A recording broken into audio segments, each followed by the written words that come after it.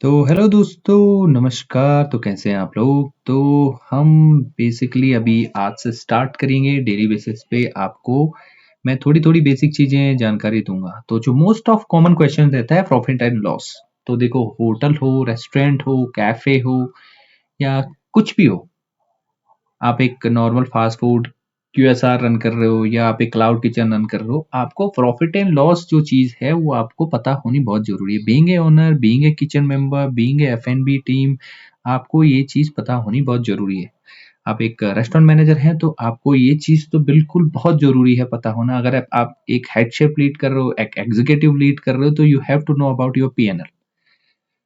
तो first thing, revenue. PNL कब बनेगा?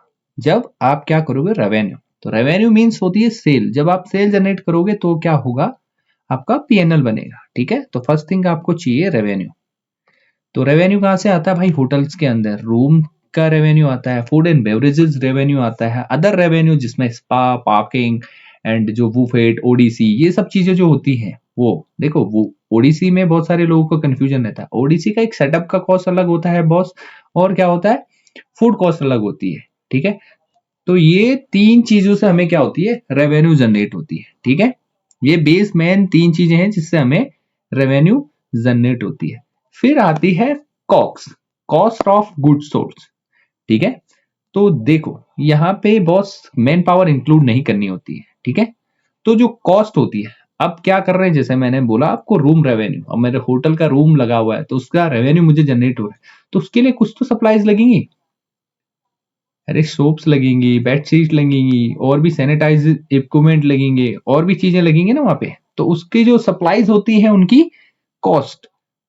ठीक है, देन फूड एंड बेवरेजेस। अब ऑब्वियसली आप फूड एंड बेवरेज सेल कर रहे हो तो ऑब्वियसली आपका फूड एंड बेवरेजेस का कॉस्ट आएगा। तो किसी प्रोडक्ट को बनाने के लिए जो कॉस्ट आएगी, तो वो कॉस्ट, तो वो कॉक्स में आती है। किसी प्रोडक्ट को बनाने के लिए जो चीज आती है, जो सामान माल मेटेरियल आता है, वो कहाँ इंक्लूड होता है? कॉक्स के अंदर होता है।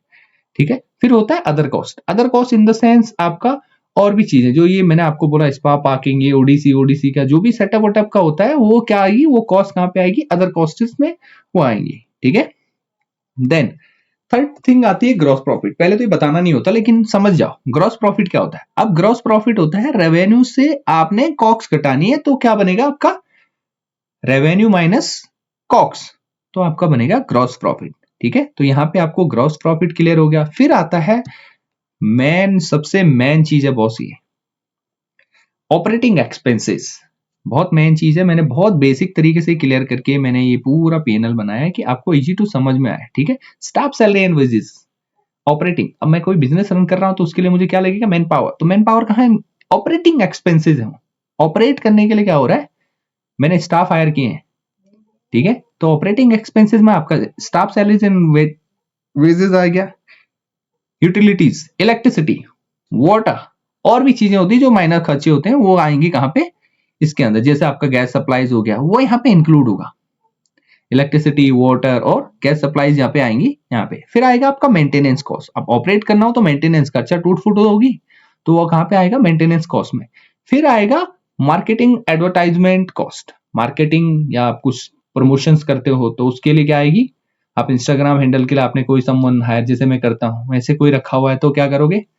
वो मार्केटिंग कॉस्ट में वो इंक्लूड हो जाएगा। अच्छा खासा अमाउंट जाता है बॉस इसका आज के टाइम पे, इसको हल्के में मत लेना। इसके लिए मैंने इंक्लूड करके रखा है, कम से कम एक से एक 2-2 लाख रुपए जाते हैं मार्केटिंग कॉस्ट में, और न्यू बिजनेस है तो 4-4, 5-5 लाख रुपए भी जाते हैं मार्केटिंग और एडवर्टाइजमेंट में। ठीक है, फिर आता है रेंट। अब किसी का तो हो सकता है किसी का ओन प्रॉपर्टी रहेगा, लेकिन उसका भी एक रेंटल तो बनेगा। उसको भी तो लगना चाहिए कि मैं ये प्रॉपर्टी से इतना अर्न कर रहा हूँ, इतना मेरा एक रेंट होना चाहिए। तो वो भी आप बीइंग ए ओनर, आप कभी भी अपना प्रॉपर्टी में हमेशा क्या रखो? रेंट भी इंक्लूड रखो। अरे आप नहीं थे वो जगह पे तो कोई और तो बिजनेस रन करता, तो वो क्या देता था आपको? कुछ तो अमाउंट देता, तो वो भी आपको क्या करना है? ऑपरेटिंग में रखना है। फिर आता है insurance. Insurance in the sense boss, आप बहुत सारे लोग करते भी हैं और बहुत सारे लोग नहीं भी करते हैं, तो आपका बिजनेस का हमेशा इंश्योरेंस करके रखो। एटलीस्ट देखो, खुदा ना खास्ता कभी भी कुछ भी चीजें हो सकती है, कोई भी इंसिडेंट हो सकता है, तो उसके लिए आपको क्या करके रखना है? इंश्योरेंस करके रखना है। और बहुत सारी चीजें आती है अदर ऑपरेटिंग एक्सपेंसेस, जैसे रॉयल्टी जाती है। देखो एक बिजनेस रॉयल्टी होता है, आपने फ्रेंचाइजी लिया, फिर आपने देखा कि लोकल्स में बहुत बीएमसी ये सब उन सब चीज में बहुत सारे क्या जाते हैं, बहुत सारे खर्चे जाते हैं एनवलप, तो वो क्या आ जाते हैं, अदर ऑपरेटिंग एक्सपेंसेस। फिर आता है एबिटा। ये वर्ड आपको नया लगेगा लेकिन ये बहुत मेन चीज है बॉस, एबिटा। ठीक है। And before interest, tax, depreciation and amortisation, किससे पहले एबिटा कहाँ आता है? अभी इसमें क्या नहीं आया। वैसे आप इसको मान सकते हो भाई, आप क्या मान सकते हो इसको,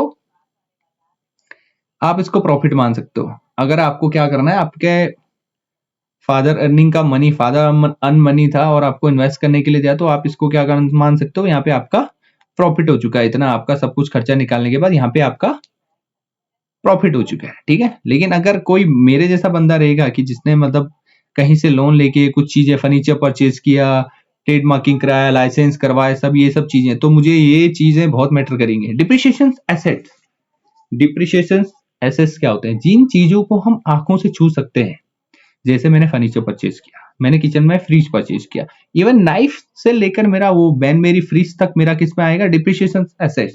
जिनको मैंने क्या किया है, पैसे देकर मैं लेके आया हूं और उनको क्या करता हूं, आंखों से देख सकता हूं और हाथों से छू सकता हूं, वो आएंगे डिप्रिसिएशन एसेट्स के अंदर। अमोर्टाइजेशन, अमोर्टाइजेशन क्या होता है, जैसे आपने ब्रांड्स के बाहर पे देखा होगा टीएम लिखा होता है, ट्रेडमार्क। तो वो ट्रेडमार्क परचेज किया, फिर मैंने क्या किया, फसई लाइसेंस, तो मैं फसई का लाइसेंस मैंने लिया, तो वो अमाउंट भी तो कहीं काटूंगा। मैंने लिक का लाइसेंस लिया, वो भी तो मैं, ईटिंग आवर्स का लाइसेंस लिया, वो भी तो कहीं से काटूंगा। तो वो सब चीजें कहां पे आएंगे, अमोर्टाइजेशन के अंदर आएंगी वो सारी चीजें। फिर आता है एबिट, ये है आफ्टर, एबिटा आफ्टर, किसको घटाने के बाद, डिप्रिसिएशन और अमोर्टाइजेशन को घटाने के बाद क्या आता है, एबिट आता है। ठीक है। फिर आता है इंटरेस्ट। इंटरेस्ट हो सकता है मैंने लोन परचेज किया होगा, तो वो अमाउंट क्या होगा, डिडक्शन होगा। अब मैंने लोन लिया, मैंने 10 लाख का लोन लिया, मैंने हर महीने की एक ईएमआई बनाई, मैं इतना चुकाऊंगा, तो वो भी तो देना पड़ेगा ना, वो कहां से दूंगा, बिजनेस हुआ, रेवेन्यू जनरेट हुई है, तो वहीं से तो दूंगा। फिर आते हैं गवर्नमेंट टैक्सेस। अभी तक मैंने क्या नहीं काटा है, टैक्सेस नहीं काटा है। मैंने कभी भी नेट पे नहीं खेलना, क्योंकि जो अच्छा अकाउंटेंट अगर आपके पास है तो वो आपको ये अच्छे तरीके से ये चीजें सिखाएगा कि कैसे होती हैं, क्या होती हैं। ठीक है। फिर आते हैं टैक्स। आपको 5%, 12%, 18%, अलग अलग कैटेगरीज में अलग अलग होता है। ठीक है। तो वो आपको पे करना होता है गवर्नमेंट को, जो आपने गेस्ट से लिया हुआ है वो टैक्स आपने क्या करना है, गवर्नमेंट को पे करना है। ठीक है। फिर आता है आपका नेट प्रॉफिट, पूरा का पूरा सब चीजें माइनस करने के बाद, टैक्स, इंटरेस्ट, ऑपरेटिंग, डिप्रिसिएशन, सब चीजें घटाने के बाद, कॉक्स घटाने के बाद, लो फाइनल अमाउंट बचता है, वो बचता है आपका नेट प्रॉफिट। तो अगर आपको 10 to 20% रेस्टोरेंट्स के अंदर बच रहा है, तो आप बहुत अच्छी लाइन पे हो। ठीक है। अगर आप